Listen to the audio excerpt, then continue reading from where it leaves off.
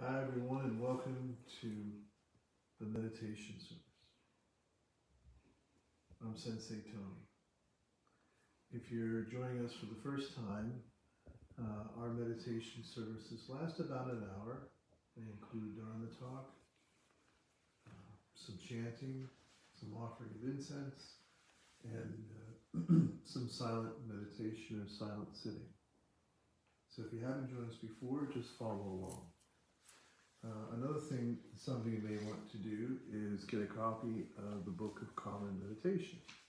In the Book of Common Meditation, we have all of our liturgies, all of our practices, and it's very handy for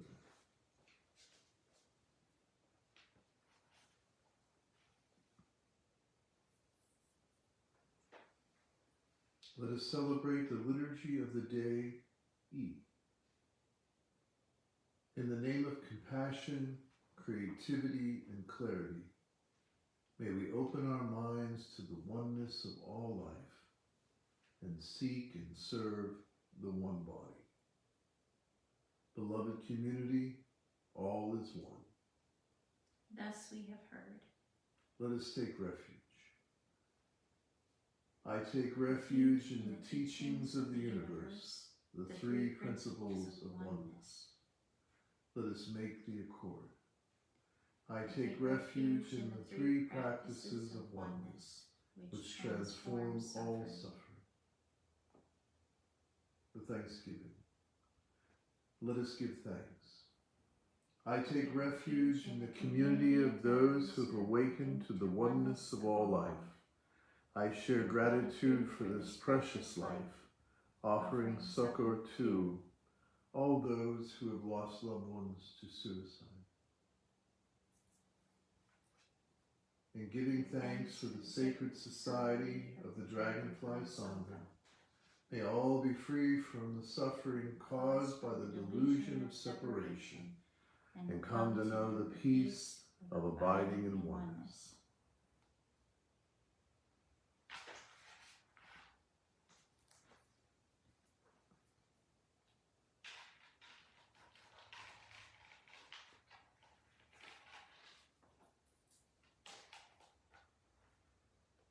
This is the verse upon opening the homily. The Dharma is incomparably profound and infinitely subtle. May the thoughts of my mind be clear. May the intentions of my heart be open. And may the words of my mouth convey freedom. May it be so. So before I begin with tonight's reading, as we mentioned in our prayers, especially aware today of those who may have lost loved ones to suicide. Or perhaps there may be some of you out there that may have contemplated it at one time or another. I would ask that in either case that you would contact us, because we would like to help you and be there for you. I feel very hip tonight because I had my special Apple earbud. There's my Apple iPad. Very high tech. So tonight's talk continues the commentary that I'm offering on different holy writings, scriptures. We call them sutras in Sanskrit. And these are recordings made by various Buddhists over the millennia, and some of the words are attributed directly to Buddha Shakyamuni, and some of them are attributed to other sages and teachers in the Buddhist tradition. And so this piece that I decided to use tonight is a very, very popular piece of literature, and give you a little bit of background about it after I've read it. So in Japanese, this is called the Enmei Jiku Kanon Gyo. Kanzeon, praise to Buddha. All are one with Buddha, all awake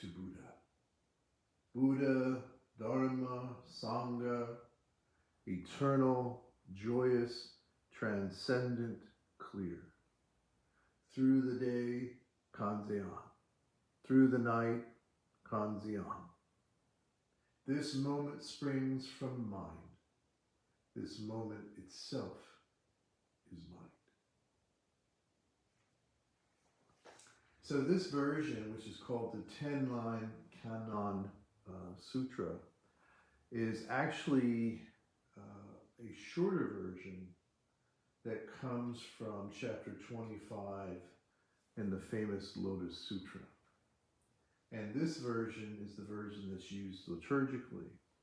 As I've said many times in other places, the Buddhist tradition has always been a liturgical tradition, so that when observing, whether it be called puja, be called liturgy, there was always the repetition of certain teachings and certain concepts so that those concepts could become part of you. And that's one of the beautiful things about liturgy, is it allows it to become something that you no longer have to think about, and it's just part of you.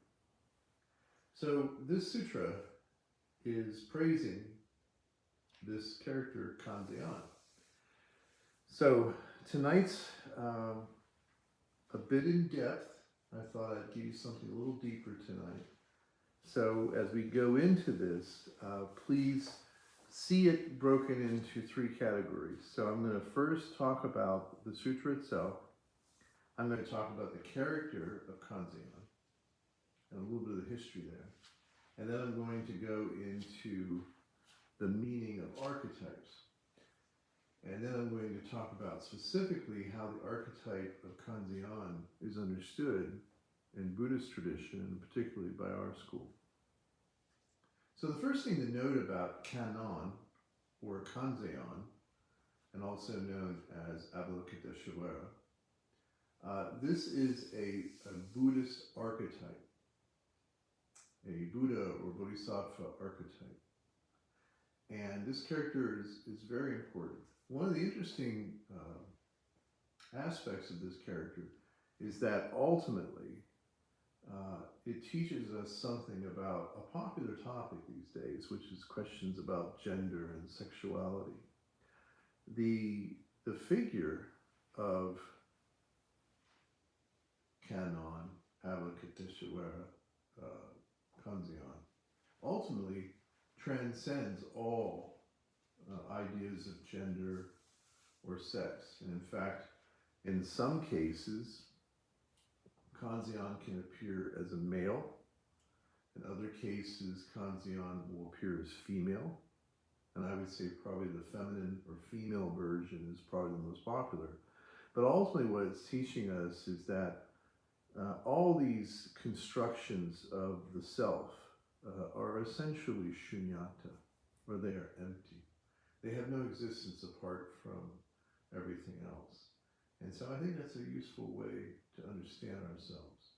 And this Buddha, Bodhisattva, is a great way to meditate on that. So, but she's most, I'm using the pronoun she, she's most popular in Northern Asia as a feminine figure. And in fact, she is very similar to what you might see in some Catholic churches with the Madonna figure. Sometimes she is holding a child. And a lot of this stuff predates Christianity, but it's an ancient sort of archetype or theme. She also usually holds a willow branch in her hand. And other times she's pouring out some kind of nectar. You'll see her statues everywhere. In fact, most of the time if we go to a garden place, they'll have statues of Kanzeon. And most people don't know who she is. But basically often she'll be standing on a rock and there might be a dragon at her feet, and then she has an elixir that she's offering, and that's the healing nectar of compassion and love. Her name means essentially she who hears the cries of the world. And hearing those cries, she is drawn out in compassion. So I'm going to talk a little bit more about her, but before we do that, I want to talk about this idea of archetype. That's how we define a character like this. But archetypes are not something that everybody is really that familiar with. So I thought I would start by sort of defining that. And as you know, one of the unique things about our tradition is that we use science as our knowledge base, as our mythos, if you will, to help us to understand how things work, so that they might be in harmony with why they matter. So let me begin by describing an archetype. Some of these are from notes that I've made. So an archetype is a primordial form arising from the ground nature of the universe. And it comes into the collective unconscious, sort of like data from our day gets into our dream states. And it's very similar from a scientific perspective to an axial system of a crystal. In the axial system of a crystal, there is a mother liquid, so to speak, which is a preform of what the actual crystalline structure will become. So an archetype in an axial structure is this mother liquid, they call it, which has no material existence of its own. And it first appears according to the specific ways within the ions and the molecules sort of aggregate and stick together. So archetypes exist in nature, and they're very important. Unfortunately, a lot of people aren't familiar with them. You can also talk about archetypes with regard to the theory of mathematics, where math is something that is real, that is actually built in to the universe, and we experience that through the emergence of geometric forms. And then a sentient being describes those forms using mathematical formulas. Once again, that essence of that primordial form is also sometimes used to talk about with mathematics. Archetypes are inherited potentials which are actualized when they enter into the consciousness. And they enter into our consciousness as images, and then they manifest in behavior when we're interacting with the outside world. And they're inherently shunya, or as I was saying earlier about the character of Kanzeon, empty, which means they have no inherent existence of their own. And they're made up of space, mostly of space. The archetype itself, being empty and purely formal, can be a sort of a repetition of a given a priori, which means a reasoning or knowledge which proceeds from theoretical deduction rather than observation or experience. And some of those fields of that kind of manifestation of an archetype, as I said before, are mathematics, reason, and tautology. Tautology being essentially where you use two different words to describe the same thing. The representations themselves are not inherited, only the forms. And in that respect, they correspond to what we might call instincts. So a lot of people, when they are talking about the archetypes, think of instincts. And they're organizing not only ideas in the psyche, but also the fundamental principles of matter and energy in the so-called physical world. For example, DNA is the replicable archetype of our species. We can draw upon also the electromagnetic spectrum with, simply put, that the further light moves away from perspective, it turns red, and the closer it is in perspective, it turns blue. And you can then look at consciousness in a similar way, where there is the unconscious, which would be in the farther red part of that spectrum, and then there is self-consciousness, which is somewhere in the middle, and then there is universal consciousness, which would be in the blue spectrum. So there's another parallel there that we can draw. And we can propose these archetypes as proto-thoughts, which exist even in animals. And the way that we usually talk about that is when we look at the human as an evolutionary creature that shares its life with all other living beings. physiologically, then what we see is what we call the reptilian brain, that would be the area where the archetypes would first emerge into instinct. And you could also argue that infants, as all humans evolved, in that infant stage, were much more functioning from the archetypes as instincts. They become more sophisticated as we grow and become more self-aware.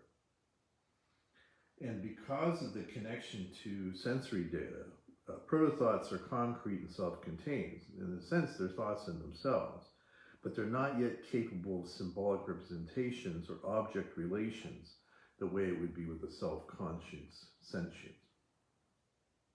So the thoughts then kind of function as preconceptions, predisposing psychosomatic entities to similar archetypes. Now I know this is pretty heavy stuff, but just be patient and stay with me. Because what we're in essence saying is that these archetypes are the universal organizing themes of all life in the universe. And these patterns that appear regardless of space, time, or person appear in all existential realms and at all levels of systematic recursion. They are organized as themes, we might say, in oneness.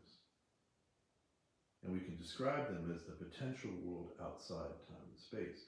So we could talk about the archetypes as being something that exists outside time and space, but that they are detectable through synchronicities as they emerge into consciousness. And these archetypes, from our school's point of view, emerge out of the three principles or archetypes of oneness. Because another way of talking about an archetype is a principle. And you know, the Latin for oneness is unus and mundus. And it means that everything emerges from this common ground, but becomes more sophisticated and complicated as sentient beings begin to communicate. So I hope that was a pretty good, thorough description of archetypes. If you have questions about that, you can always email me and I'll try to clarify anything that wasn't clear. But I wanted to help people understand that archetypes are not simply a literary device, and they're not something that belongs just in some forms of analytical psychology. What we're talking about here is something that a lot of different fields of endeavor, from physics to biology, are actually saying is how things are. Now, when we talk about how things came to be, this is where we get into the realm of archetypes. And I know it might seem, how in the world is this related to Kanzeon? But just trust me, it's very important. Because once I get to that part, with this preface, it'll be hopefully, I get it. So, what I want to do first, because we use science as sort of our language around these things, is that I want to talk about the scientific models that we can use to describe the origin of life, because the actual archetype of Kanzeon has to do with the origin of life. And in many ways, you could say the reason or the purpose for the universe. So in order for us to do this, I want to first talk about how life originates. So I'm going to give you a few people, and I'm going to give you a few brief sort of outlines. The first is Jacques Monod. So Jacques Monod was important because he was talking about the idea of how chance and, you might say, instinct or random and intention or unconscious and self-conscious come together and create a necessity. Now, when you use the word necessity in a scientific meaning, it means inevitable. So we often think of necessity as some kind of means to an end. But in this case, necessity from a scientific point of view, especially as Monod was using it, is it means it's inevitable. It's built in. It's inevitable. And if you talk about this at a very basic level, you're talking about macromolecules, which are 1,000 or more atoms that are capable of replicating. These replications lead to the formation around these repeatable atoms of a teleonomic apparatus. And that leads to cellular systems. Now, what I mean by a teleonomic apparatus is I mean that within the thing itself is the inevitable. So it is actually, it is uncreated in a sense, because everything that it is inevitable and is within it. And this is just talking about the establishment of the basic building blocks of life. You know, carbon compounds like methane, water, ammonia, and these form together in these formations of nucleotides and amino acids, particularly like albumin and things like that. They combine into a cell, and these prebiotic primordial goo, some say soup or goo. I like the word goo because that's an old Sanskrit term which refers to darkness, like we might use in dark matter, dark energy, or it can mean the earth. And so goo, and the root of goo is where we get a lot of our terms that mean human, like the word man or manu in Sanskrit. Interestingly, a little side note, the Sanskrit term guru, so gu, as I said, means that fertileness, and ru can mean light, or it can mean that which brings something out of the earth, that which brings something to spring into being, like a plant. That's kind of cool. And so we know this is how, you know, this sort of replicating system occurs with, you know, cellular system. And then there were two scientists named Bolin and Erickson, and they were able to produce amino acids in a laboratory setting by irradiating what are four basic kinds or elements in the universe. So again, what these two things are showing us is that there's a commonality throughout the entire universe, and that there's a sort of a self-replicating process that's going on. And then as we were trying to understand this in a more deeply scientific way, one of the discoveries we did was we found a gas cloud called B2 in the constellation of Sagittarius. And that cloud contained all the prerequisites for life. Like the most complicated chemical compound, which is cyanoazacetylene. So these discoveries show us that life is, the building blocks of the essence of life is everywhere in the universe. And so it helps us to kind of get that understanding or perspective of oneness from a scientific point of view. Further, these molecules like hydrogen, carbon monoxide, ammonia, hydrocyanide, formaldehyde, formic acid, and all kinds of series of carbohydrates in the universe and amino acids have even been found in meteorites. And interestingly, when the Apollo missions were out and they came back with moon rocks, these moon rocks also had two of the main protein building amino acids in them, glycine and alanine. And it's just, you know, that may sound kind of humdrum to you, but it's pretty amazing because it shows us that the basic essence that builds life in this universe is everywhere. And we can know further from that because of this, it's probably going to be widely varied in a lot of ways, but in some ways it won't. So a lot of the things that we know about sentiency or we know about animal life, it really wouldn't be that much different, in my opinion. And in fact, you know, I think it's quite probable that there are other life forms in other galaxies in the universe. And I would hedge my bets that if they reach a certain level of sentiency, they're going to be a lot like us. I think Star Trek was right. And I'm not the only person, of course, to think that. Now, the other thing that's interesting about understanding all these processes, and again, I hope you'll forgive me for getting into some of the science stuff tonight, but I think it's important, is that we also know that there is a certain way that we can know how long the universe, at least this universe, has been around. And there was a fellow by the name of Christian Doppler, and some of you may have heard of the Doppler, and most of the time you hear it with weather, stuff like that. Originally, a Doppler was about sound, and it was a way of measuring sound based on perspective, whether it was sound closer to you or not. So when it's farther away, it makes a certain kind of sounds, gets closer, gets louder, and then it goes away. That was the Doppler effect. And then that was sort of worked out in a way to talk about not just sound waves, but to talk about light waves, which I mentioned briefly there when I was talking about the light spectrum.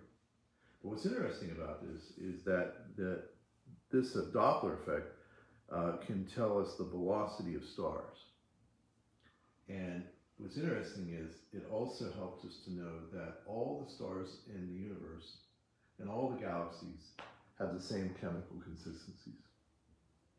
I think that's wild.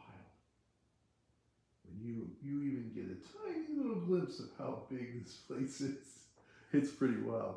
But again, it reaffirms our teaching of oneness. And then, of course, Edwin Hubble was able to then calculate movements based on the light spectrum to give us an age of the universe. And it also shows us that the universe is expanding. And the simple image of this is like a balloon, where you put red dots on it, right? And as you inflate that balloon, the dots separate from each other. But you can measure the distance. And that's kind of how we got how old our universe is, which is somewhere around 14 billion years old, to the best of our estimation, based on this kind of data, and also research into background radiation, which may have come from our next entry, which is Georges Lemaitre, his idea of everything that was compressed into one point of singularity. So what he was saying is that this there was a beginning to this universe, and that everything in the universe, all energy, all sources, they were formed into one singular point. And then a guy named George Gamow, I think it was Gamow, he called it the Big Bang. And so now this is the working theory that we have about the universe, the Big Bang. So what is that all saying? It's saying to us that we know these things from our knowledge base, our technology and science, that we know that everything in the universe, all the building blocks of life are there everywhere. And that these are all the same. They're the same for us as they are in the farthest galaxy away. And likewise, we also happen to be able to measure the lifespan of the universe so far. So we know that it had an origin point.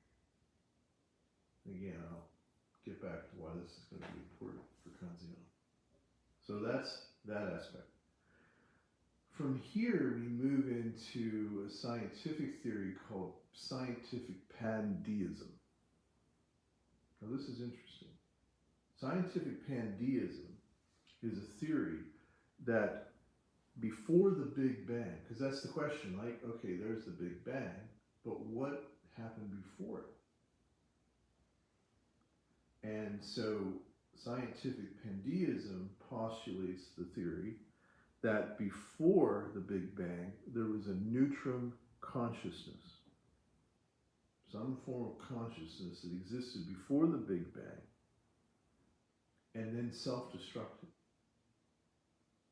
And that self-destruction, its bits, became the universe. Now, this is not an unfamiliar model to us, because we also know that when we talk about just the basic atomic elements in all of our bodies, we can relate those to stars that billions of years ago went supernova, spilling their bits out into the universe, and they helped to form us. That cosmic oneness again.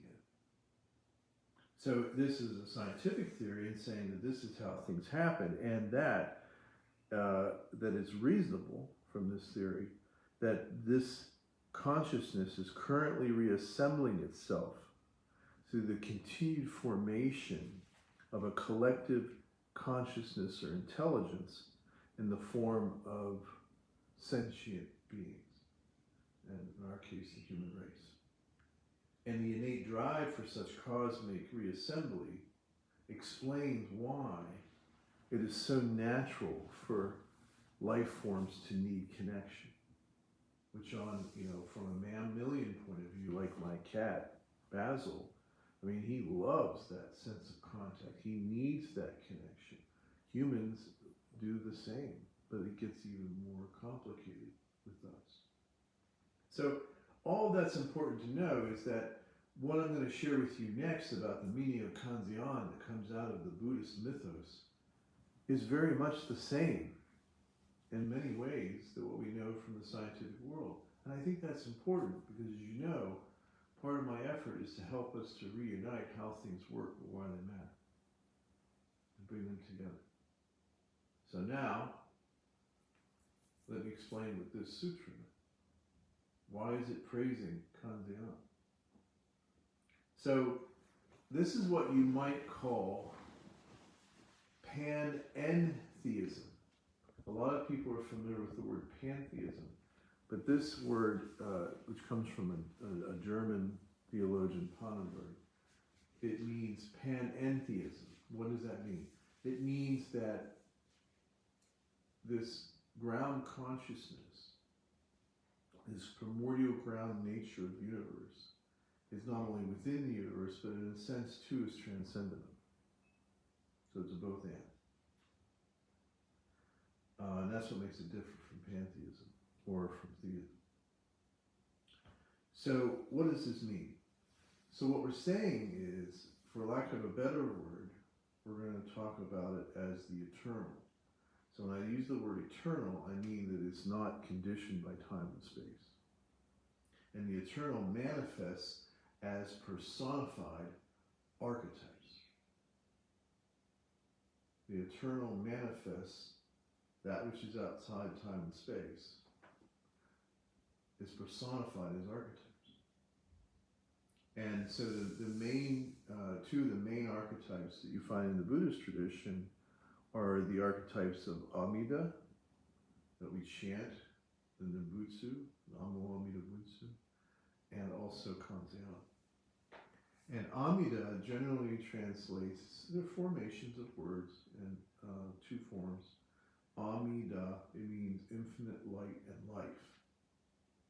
So that's what we associate with the beginning, light. And that brings forth life. And so Amida is the personified archetype of that natural, real thing. Likewise, Kanzeon is the personification of infinite compassion. Now here's where it gets unique. Here's where the Buddhist concept is very similar, but yet there's a little bit of a difference, which is really important. So here's how you might say it. In the beginning was the Dharma, or Kanzeon, because Kanzeon represents the energy of compassion, and compassion is the energy of the Dharma. So in the beginning was the Dharma / Kanzeon, and the Dharma / Kanzeon was one with the Buddha, Amida, and was Buddha. So there's a sense that Amida represents the infinite light and life that comes forth in the universe and sustains it, and Kanzeon represents the action of compassion that emerges from it. All things come forth from Kanzeon, and nothing exists outside Kanzeon. So in our mythos, Amida and Kanzeon represent the ground being of the universe and also the ground of becoming. And here's the thing. The nature of the universe, then, we understand it as creative. So remember before where I was saying about how in science they talk about necessity as an inevitability? So here's the thing. In this version, the Buddhist version, the nature of the universe is creative, and Kanzeon, out of great compassion, empties out as the universe. So in a sense, she is that which is blown out. into bits. And all those bits form everything in the universe. And in order for her to be able to reassemble herself, and why does she do this? She does this because she hears the cries of beings suffering before they have been born. So before the foundation of the universe, she hears what will happen through the process, the inevitable process of conscious evolution. And she hears that suffering will be there. And so this is her response to this self-emptying, this kenosis of giving herself. And then Amida, in the mythos, in the mythic language, gives her thousands of arms and multiple heads. And so basically what it's saying is that skillful means, there'll be all these limitless skillful means, which will allow all the suffering beings to experience awakening and be freed from suffering.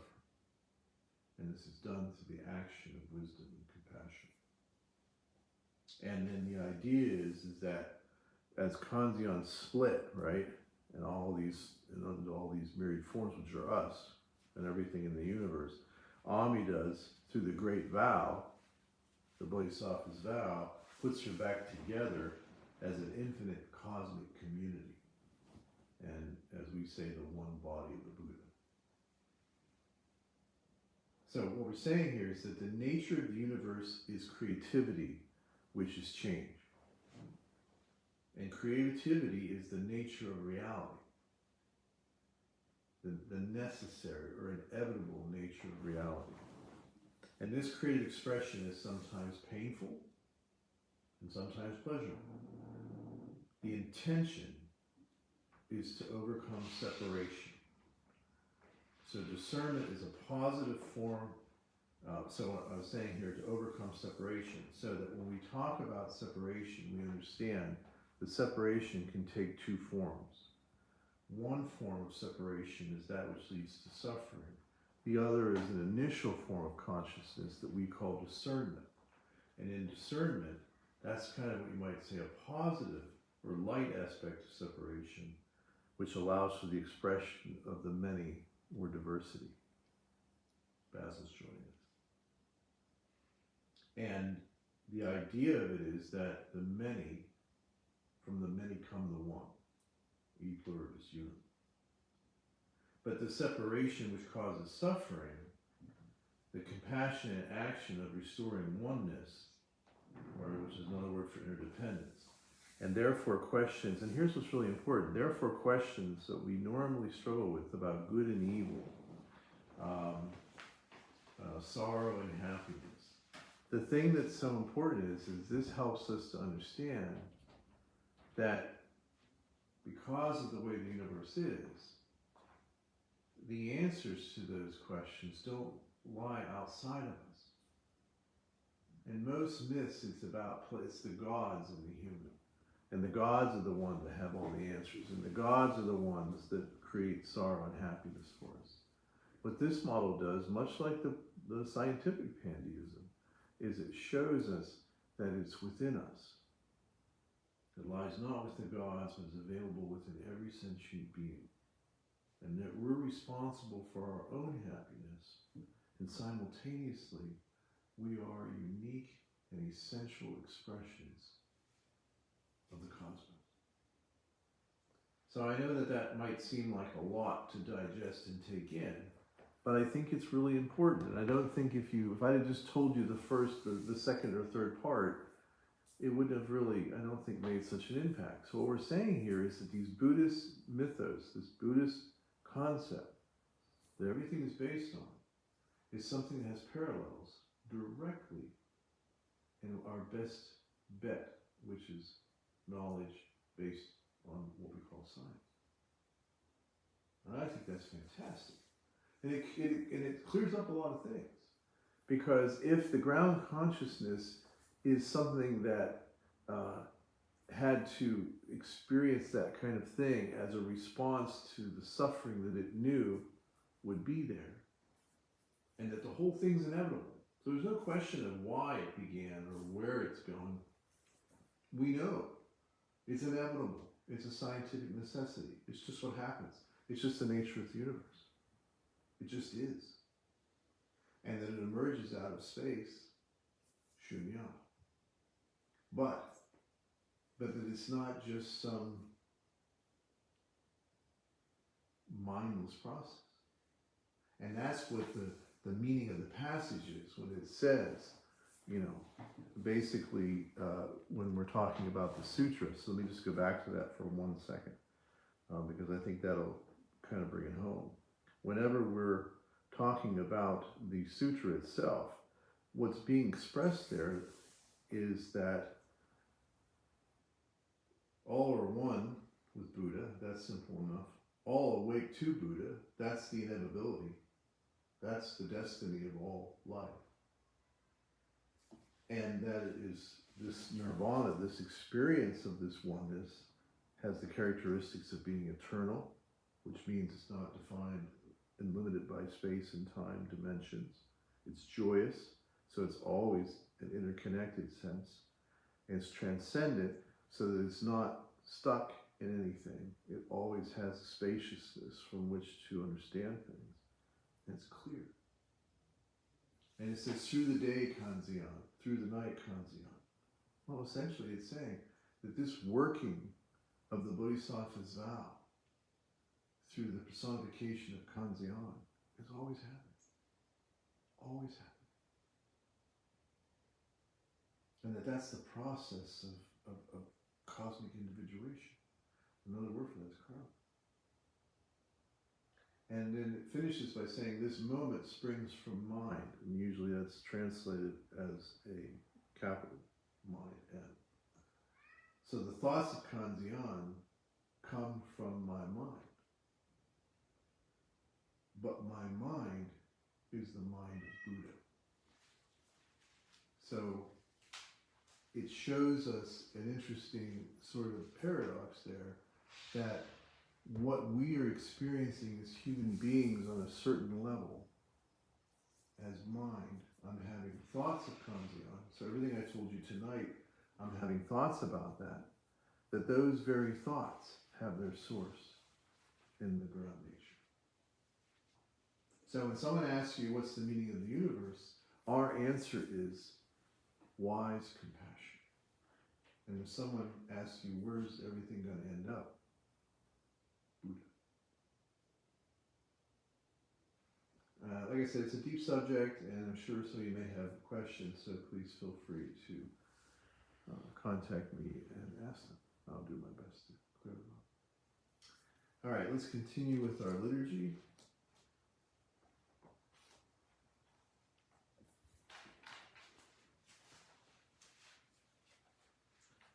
This has been the word of liberation. May it be so. May we live out of oneness. Let us observe the mystery of our communion. The mysteries are both visible and invisible. In every mystery there is an outward visible sign with an inward spiritual grace. We see one thing and know another. Suffering transforms into compassion. Impermanence transforms into creative change, and emptiness transforms into interdependence. Let us take the vows of the Bodhisattva. Beloved, will you continue in the teaching and fellowship of the one body in contemplation and communion? I will live fully. Beloved, will you work to restore all people to oneness, the source of our life, liberty, and love? I will give completely. Beloved, will you proclaim by word and example the good news of that love which is boundless? I will love freely. Beloved, will you seek and serve that love in all persons, loving beyond boundaries and dualities, and see others as yourself? I will love freely. Beloved, will you strive for peace among all people and respect the inherent oneness of every sentient being? I will give myself completely. Let us affirm that neither death, nor life, nor angels, nor principalities, nor powers, nor things present, nor things to come, nor height, nor depth, nor any other creature shall be able to separate us from the boundless love of oneness.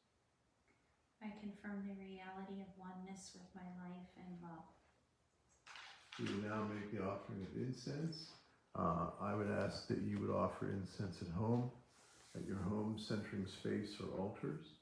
And then once that is done, we will observe a short period of silence.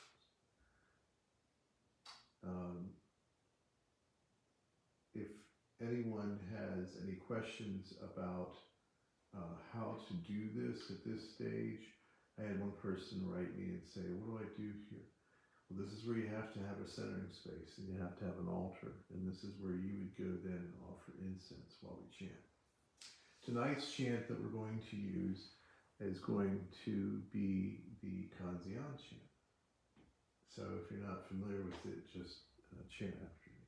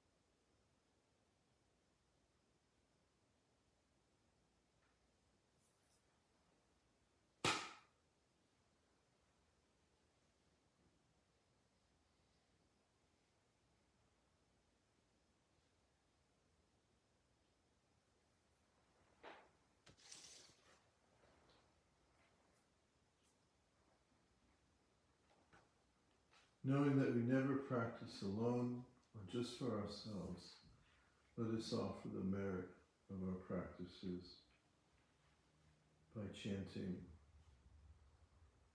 between sunbeam and shadow, the great mystery unfolds. Make life your treasure. Praise be. Praise be.